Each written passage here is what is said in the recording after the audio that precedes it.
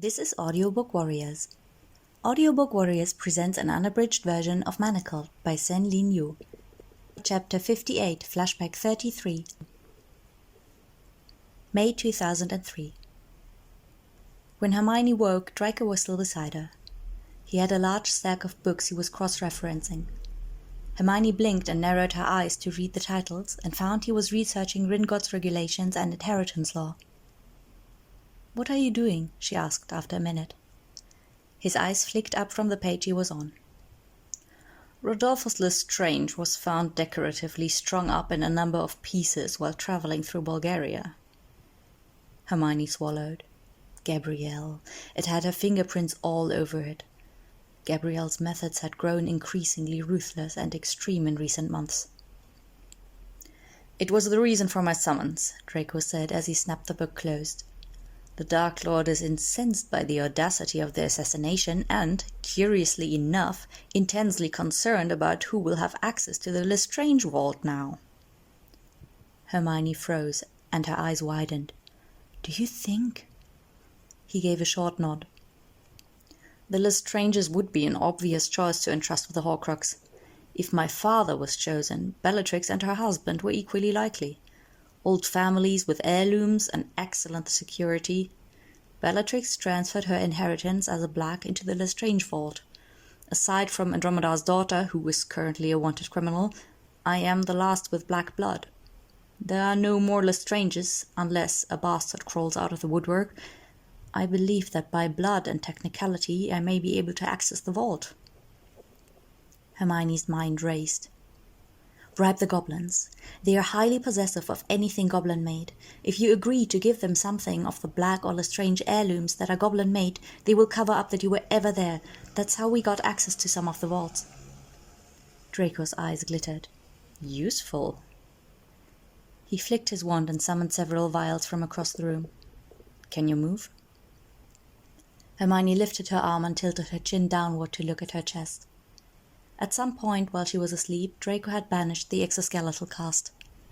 The sheets were pulled carefully up to her regrown collarbones. Her fingers caught the fabric, but she hesitated and glanced up at him. "Is it bad?" He shrugged, but his eyes were fastened on her face. "It's minor." Hermione tensed her jaw slightly as she pulled the sheet back and stared at her chest. It looked as though a tiny bomb had exploded from her sternum. The scarring was concentrated in the dead center of her chest, and then spattered in tinier scars up toward her shoulders and down over the tops of her breasts. She could feel Draco's eyes on her, although he didn't move. She blinked hard as she studied it. She swallowed slowly. The scarring was quite minor considering the injury. She was hardly disfigured. It wouldn't have any lifelong consequences. With time, it would fade. She knew she could treat it so that it would fade. She was very lucky. A few scars were nothing compared to the injuries other people in the Resistance would carry for life. It was fine. She would just wear shirts with a high neckline. She swallowed again and looked up at Draco, who was still watching her carefully. She forced a smile. How many vials of dittany did you use on me to manage this?" She dropped the sheet and pressed her hands against it. Draco rolled his eyes. "Still not as many as you've used on me." She gave a wry smile. "Your scars are prettier than mine." He snorted audibly. "I had a better healer." Hermione gave a low laugh, but it caught in her lungs. She tried to breathe, but instantly coughed violently until she spat several blood clots into her hand. Draco was immediately beside her. He slid his hand under her head, and there was a vial at her lips. "This is to clear your lungs." Hermione's instinctive reaction was to pull away and inspect the potion in order to verify it, but she trusted Draco was paranoid enough for both of them. She parted her lips and swallowed it. The smothering, catching sensation in her lungs vanished. Draco muttered a spell, and she felt the blood on her hand disappear. Draco summoned several other potions. Hermione eyed them and mentally catalogued each one. Pain relief, strengtheners, potions for lung tissue, potions to help the tendons and ligaments bond with the new bones. Some were somewhat redundant. Draco was exhaustively, obsessively thorough.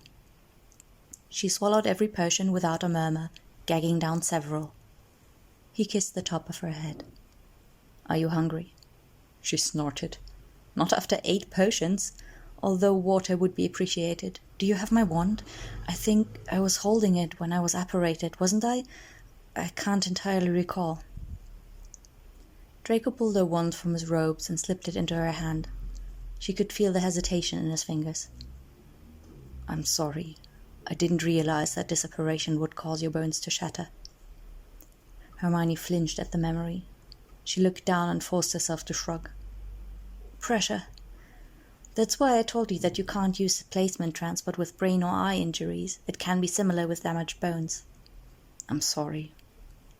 Hermione glanced up and gave him a small smile.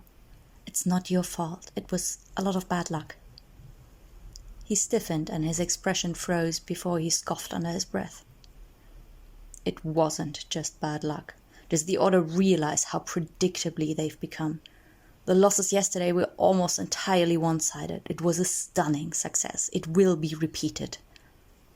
There was a bitter rage in his voice. Hermione stilled and then pressed her lips together, hesitating for a moment. "It was yours, wasn't it? The attack. You planned it." Draco tensed and there was a pause. He looked away from her and she saw his jaw ripple. "I have to maintain my position in order to do everything required. The Dark Lord knows there are spies in the army now. He's well aware that the Order has infiltrated somehow. Shacklebolt overplayed. Sussex and the various branches of the army are becoming sequestered. There are dozens of counter-espionage measures in place. Maintaining rank is the only way to remain informed of them." She slid a hand against his leg.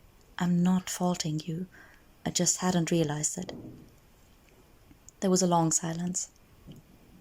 "I had no choice but to kill Shacklebolt," Draco finally said. "He was cursed, as you were aware. Weasley went on a rampage because some girl died. Shacklebolt got Potter and Weasley out, but he was finished." There was a beat. Capture and interrogation would have been worse. Hermione gave a slow nod without looking up. The Death Eaters would have known the value of Kingsley Shacklebolt. They would have done everything in their power to tear out every piece of intelligence he possessed. It would have been a slow and horrific death. It would have risked the Order. It would have risked the entire Resistance. It would have risked Draco. Was it quick? It was quick. There was nothing else to say. She ignored the weight in her chest and flicked her wand, casting a diagnostic on herself. The bones had regrown well, but her lung tissue, tendons and ligaments were still delicate and resetting. Apparition would not be advisable for several more hours. She looked up at Draco. "Do you need to work? I can help you research inheritance law." "I found what I needed." Hermione glanced around the room. It was sterile, almost bare. The bed, a towering wardrobe, a desk and a chair. "Is this a guest room?" Draco's mouth switched. "No, it's mine. I don't come here often." Hermione looked around more carefully. It was as impersonal as his hotel rooms. She didn't think she'd ever seen him with anything she could classify as personal possession. "I would have thought your bedroom would be green and silver." Draco gave an empty-sounding laugh. She picked up his hand, entwining their fingers. "I'm sorry, Draco, that you had to come here because of me." His fingers twitched. "I would have come for the books." Hermione lit up and her eyes widened as she looked up at him. Can I see your library?" Draco's eyes glittered and he chuckled. "I have wondered how long it would take you to ask." Hermione's cheeks grew hot and she dropped her eyes. "It's just, I haven't had access to many magical texts since returning from studying abroad. We brought some from Hogwarts, and the Black Library is all right. I've read most of them now. There isn't a place I can get books easily anymore." "I'll show you the library, Granger." She dressed and Draco took her hand. They paused briefly at the door. Draco drew a sharp breath, as though he were bracing himself, before opening the door. They stepped out into a long, dark hallway. As they walked down, several of the portraits muttered. Draco froze, and then turned and stared at the pale, narrow-featured ancestor glaring at him. "A word against her, and I will burn you to ashes. Pass on the warning." Draco's voice was deadly calm. The ancestor turned green and nodded before ducking out of the portrait. The library was enormous. Aisles and shelves of books with spiral staircases leading to a second story with paths running along more shelves. Draco. Hermione felt as though there were stars in her eyes as she took it in. This is... She hesitated. He hated the house. Being there with her had to feel like a nightmare. "It's a nice library," she finally said. Draco gave a low laugh. "You're allowed to like the library, Hermione. You don't have to dislike the manor on my account." She stepped closer to a shelf and ran her eyes along all the spines. Her fingers hovered a breath away from her leather-bound tomes before she caught herself. "Can I touch them?" "Of course. I wouldn't show you books you couldn't touch." She shrugged. "Some libraries are cursed against Muggleborns." Draco leaned against a shelf. "I don't think the Malfoys ever managed to imagine a Muggleborn would be invited into the estate." He gave her a wry smile. "What do you want to see?" Hermione glanced around longingly before she spoke. "Soul theory, if you have any. They're usually a subsection of magical theory. I don't have much time." Draco's expression flickered as he turned and led her through the aisles. She lost track of time poring over the books. There were so many books that she'd never seen or even heard of. She raced through one book after another until her eyes burned, and she had to tilt her head back to remove a crick in it. As she looked up, she found Draco watching her. His eyes were dark as he stared at her. Her skin prickled, and a shiver ran down her spine as she set down her book and met his eyes. He moved like water as he came towards her. He kissed her, and she drank him in. He slid his arms around her waist, and she drew her mouth back just enough to speak. "We have to be careful. Everything's still a bit fragile." He nodded and kissed her again. He was careful, slow and gentle. He touched her as though she was glass in his hands. When he pulled her shirt off and looked down at her, she flinched, and her hands darted up to cover her sternum. "They'll fade," she said quickly. Suddenly she fully understood Ginny's tears over her scar. The injury on her chest seemed so much more prominent than the scars on her wrist were. She couldn't hide it, couldn't conceal it under the sheets or behind her bag, or off to the side so the scars wouldn't constantly be visible. She didn't think they would affect how Draco regarded her, but maybe they would. The scarring was so present, dropped right in the middle of her. Perhaps, after a while, being constantly revisited by the sight of them would cause things to change. Eventually he'd want something that didn't have the war so overtly burned into it. Someday, if it was over, he might want something that wasn't such a constant reminder of the past. The thought cut through her like a blade. She bit her lip and pressed her hands more firmly against her sternum. "I'll treat them so they will fade more." She swallowed, and her fingers fluttered somewhat as she tried to cover them all and make them less... there. Draco was still for a moment. Then he caught her hands and pulled them away. He stared down, his silver eyes studying her intently, until she could feel heat rising in her cheeks and ears and bleeding slowly down her neck. "Do you see my scars that way, when you look at me? Are they all you see?" he asked. Hermione's hand twitched in his. "No." "I don't see you that way either. You're mine." He let go of her hand, and his left hand lightly traced along her throat and collarbones, and then down her sternum to where the scarring was most concentrated. "You are. It doesn't matter what happens to you, you will still be mine." His head dipped slowly towards her, and he captured her lips with his as he said the last word. She twisted her other hand free and tangled her fingers in his robes, drawing him closer. She kissed him and held onto him so tightly her hands trembled. When she traced her fingers along his body and felt the scars along his torso and across his shoulders, her heart ached, and she kissed along them. She would wish them all away for his sake, but it had never occurred to her to dislike them for hers. He was hers. She didn't love him because she wanted to change him into something easier. He was hers. He pushed into her and she caught his face in her hands and almost spoke. "I love you." It was on her tongue, but she hesitated and bit back the words. There was a part of her that felt she might somehow doom them if she said it. If there were more important things left unspoken, then perhaps tomorrow would come. She kissed him instead. "I love you," she told him in the way she pressed her lips against his, in the manner her tongue slipped against the pulse point under his jaw, with the desperate way she tangled her fingers in his hair and the patterns she traced across his shoulders. "I love you, I love you, I love you," she told him in the way she let go of herself and held onto him instead. "I love you, I will always love you." Eventually it was time to leave. There were no excuses to stay longer. The Order had been dealt a severe blow and Hermione had to go face it. She glanced at the library one more time before turning to leave.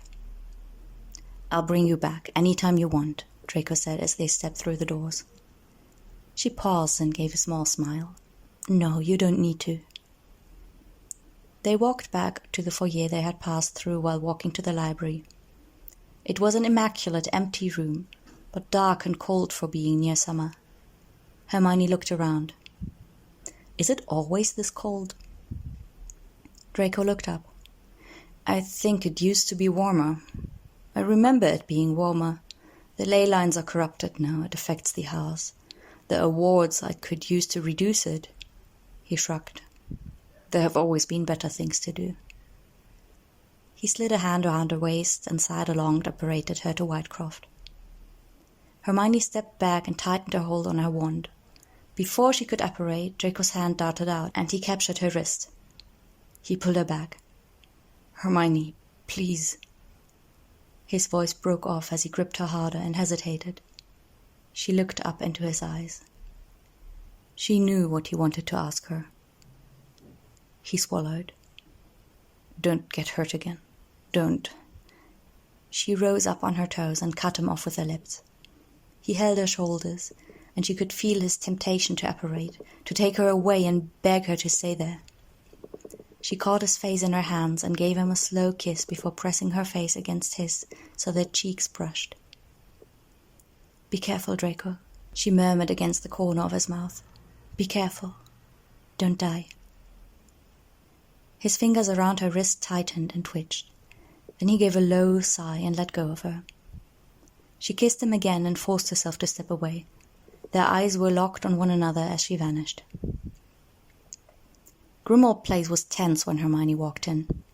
There was a palpable sense of despair in the house. She stood in the foyer for several seconds, absorbing it.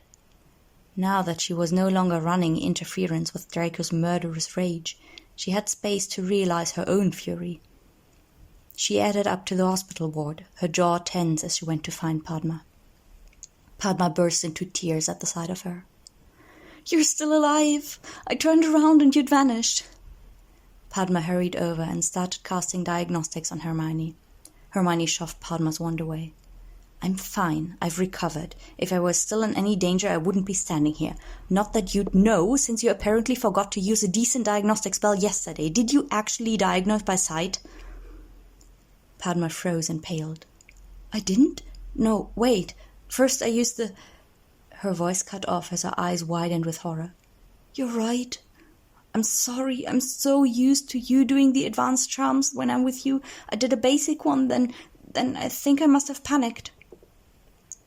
Hermione stared and then shook her head in disbelief. "I had vampire venom in my system, Padma, and unfortunately I wasn't in a state of mind to recall it. That's such an easy thing to fix if you just use a better diagnostic. If I hadn't been taken to be healed, I probably would have died in the middle of the foyer." Padma's face crumpled. "I don't have any excuse. I'm sorry." "Sorry doesn't bring back a corpse," Hermione said, her voice shaking as she tried to rein in how venomously enraged she felt. Her neck and jaw were tense, straining with the effort of keeping her posture neutral. "There are things that should be root. Someone is injured, you cast advanced diagnostic and ensure you know the exact extent of the injury. You don't ask them to tell you what happened. You were a field healer for years. I can't believe I'm even having this conversation with you. I know. I'm so sorry. Padma started crying harder. Hermione's tongue twisted with all the frustration she wanted to pour out at Padma. She felt so angry she could feel her magic crackling in her fingertips. She slid her hands behind her back and curled them slowly into tight fists as she forced herself to swallow her fury. Hermione drew a sharp breath and looked away from Padma. Where's Alistair? Padma sniffed and wiped her eyes. War room. He's barely left since the Order held their debriefing. We lost Shacklebolt yesterday. Harry says Draco Malfoy killed him. Hermione froze. Harry saw Kingsley die? Padma nodded, her exhaustion visible across her face. A lot of people died yesterday. I have the records mostly tallied for you. Ron's a mess. Lavender was killed too. They've been close, since he got mauled. They've been really serious. When he saw her die, he lost it. Harry tried to get him away, but Ron was... Apparently he killed the Death Eater that killed Lavender, and he broke Harry's wand arm when Harry tried to stop him. Kingsley got them both out. But as Harry was pulling Ron past the anti-apparition wards, he looked back. He said he saw Malfoy in front of Kingsley, and he knew it was Malfoy because Malfoy pulled off his mask and smiled before he used the killing curse. Hermione swallowed and felt her legs threaten to give out. The hospital ward around her swam slightly. Padma touched her arm. Sorry, I should have told you more gently. I know you two were close. Hermione blinked and felt dazed. What? Shacklebolt, you were friends, weren't you? You seemed to meet a lot? Oh, we... She swallowed. It was mostly hospital ward logistics. What could she say about her relationship with Kingsley? There was a void in her chest where her emotions over his death should be. It was a blow, a horrific blow to the Order to lose him. She'd had sincere admiration for his skills as a strategist, for his capacity to make impossible choices. Yet the things he'd done, that he'd made her complicit in, his tacit allowance of torture, his disregard for her advice as a healer, his exploitation of Draco. He'd been a puppet master who found strings he could manipulate and made the Order dance accordingly. He'd kept them alive through sheer genius, but Hermione found herself gasping with relief at being free of him. She didn't know what to feel over his death. I don't think Kingsley thought of anyone as a friend, she finally said, looking away from Padma. Well, Ron is pretty wrecked over it all. Over Lavender, and then everything else on top of it. Hermione nodded absent-mindedly. She hadn't known Ron and Lavender had become serious. She'd been so preoccupied with research and experimental potions, with worrying about Draco, with caring for Ginny, she'd barely paid attention to any of the relationships at Grimmauld Place. It hadn't seemed important. She didn't have the time or energy for everyone's relationships to be important to her. Kingsley was dead, lost in a battle that the Order should never have let themselves be lured into. The war was coming down to the line, and the Order had nothing to show for it after 6 years. All they'd been doing for the last year was surviving. Without Kingsley's deft manipulation reining in Harry and the Resistance, she didn't know how they were going to manage even that. Draco would be next. She could feel it written into the future. It had been in his eyes as he watched her apparate away. Padma was reciting the list of the dead, the injuries. Hermione was only half listening to the report. I need to speak to Moody. Make sure it's all written down, Padma. I'll verify the reports later. Moody was sitting behind a pile of paperwork. His expression hardened when he saw Hermione. He cast a dozen privacy charms before he spoke. You're alive. I've been buried in reports. Padma said you'd been injured and then went missing. And the damned elf came in, sent to inform me that you'd been removed for your protection. How long has Malfoy been using it? Hermione swallowed and drew a deep breath. Last April. That's what he told me. Moody's mouth twisted. He was the most paranoid man she'd ever known. Discovering that Grimmauld Place had been a latent spy in residence immediately after losing Kingsley had to have been a shock. I thought it was bound to Potter. Hermione looked down at the floor. House elf magic is complicated. I haven't researched it extensively. Most of the books only study it to exploit it. House elves draw from a natural accumulation of magic. When old families have an estate that taps into the ley lines and utilizes blood wards, it entwines the magic. They become highly attuned to the signature. Her throat tightened as she thought about the elves that had stayed at Hogwarts. McGonagall had offered to break the ritual bond that they had with the castle. Hermione had begged them all to leave when the school evacuated. Some had agreed, but others had declined. Hogwarts and the magic there was their home. She didn't know if they were still alive inside Hogwarts prison, or if the Death Eaters had killed them all when the school was purged of uncooperative magic. She stared at the thought. My theory is that whatever Sirius did to force the inheritance of Grimmauld Place to go to Harry split Creature's ties. Creature's bound to Grimmauld Place as the family seat, but he's also bound to the Black family's magical signature. Lucius handed the title and manor over to Draco after Narcissa's death. If Draco keyed the estate to himself with blood wards, then Creature belongs to Malfoy Manor as much as he belongs to Grimmauld Place, possibly more, since Harry has never used blood wards on Grimmauld Place to strengthen the ties. It was inevitable that as the black signature on Grimmauld Place faded, Creature would be drawn somewhere that he could find it again. Instructions Draco gave him would have had more influence than orders from Harry. I want it gone. I was going to suggest it. His bond with Harry is so weak, I think I can break it myself. He'll lose the bond and connection to Grimmauld Place. What will happen to it then? Moody's eyes were spinning suspiciously. His ties will be solely to Malfoy Manor. Moody seemed to be considering. Finally he cleared his throat. Fine. Gone by tonight, or I'll be the one who deals with it. Hermione's shoulders tensed as she gave a sharp nod. I have something else to report. Rodolphus Lestrange was killed in Bulgaria. Draco was summoned about it. Due to Tom's reaction to the news, Draco suspects that there may be a Horcrux in the Lestrange vault.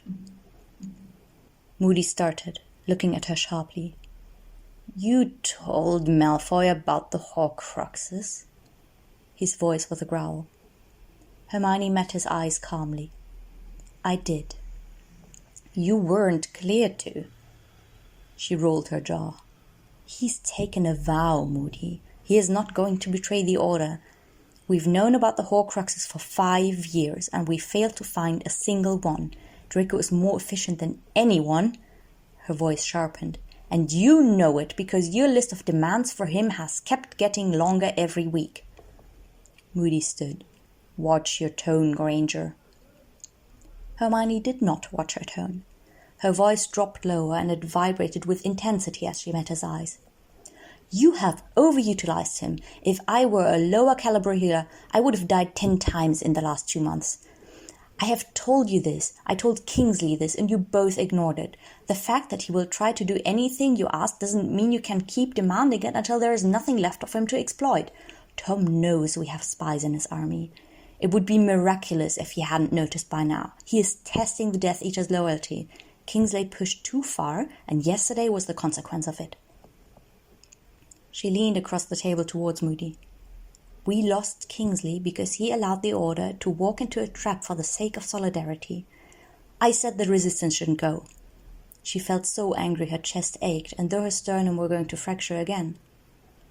I said we shouldn't go, and I was told that putting the Resistance first was the same thing as saying Wizards first, and that's only a step short of purebloods first, and then I was reminded that every human life is worth the same and worth saving, as though I'm not the one trying to save them. She fought to breathe through her seething rage and swallowed bitterly. Well, they'll know we'll walk into death traps on principle now, so how many more worthy lives do you imagine yesterday's heroism will cost us in the long run? She slammed her occlumency walls more firmly into place and released a short breath. She gripped the edge of the table and her mouth twitched as she met Moody's gaze. I am done watching my tone. She straightened and glanced around the room. I'm the only person you've got on Grimmauld Place. I have been an obedient foot soldier. I have done the unconscionable for the Order, and I don't know what we have to show for it. Her mouth twisted and her chest tightened. We are no closer to winning than we were a year ago. I have followed orders without a word of complaint. I would accept it if it was just me, because at this point, what good would stopping do? Or if I believed that we'd eventually win this war because of it, but I don't believe that. I don't even think you believe that. She met Moody's gaze and gave a thin smile. If you have a better ally left in the Order, by all means, show me. Moody said nothing. She released a sharp breath. Draco and I will try to find the Horcrux. I need access to the Sword of Gryffindor. I can... Her throat tightened and she dropped her eyes down to the desk. Help coordinate and manage the reconnaissance team, since they're all acquainted with me, and I can take care of the food distribution to the safe houses. It can be done along with the potion distribution I'm already responsible for. She studied the files on the table between them. Let me know what else you need.